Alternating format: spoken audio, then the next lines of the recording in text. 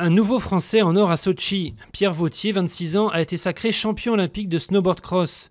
Sous la pluie, il a pris la tête de la course pratiquement dès le départ, avant de s'imposer devant un Russe, un Américain et l'autre Français, Paul-Henri Delerue, 4e. C'est la 7e médaille tricolore depuis le début des Jeux. PSA va devenir un lion à 3 têtes. L'État français et le groupe automobile chinois Dongfeng vont prendre chacun 14% du capital du premier constructeur automobile français, à égalité avec la famille Peugeot, via une augmentation de capital de 3 milliards d'euros.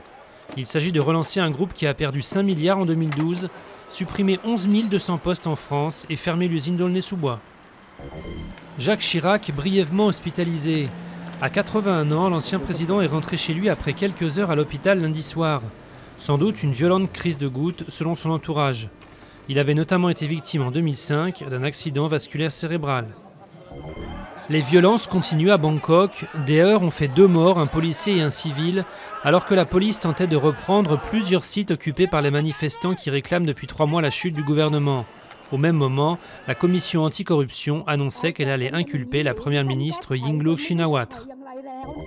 Du théâtre pour tenter de guérir les blessures psychiques. À Sydney, des soldats australiens de retour d'Irak et d'Afghanistan témoignent dans la pièce The Long Way Home, le long chemin vers chez moi. Un moyen, selon l'auteur, de dépasser les troubles de stress post-traumatique qui rendent difficiles certains actes de la vie quotidienne qui paraissent simples à d'autres.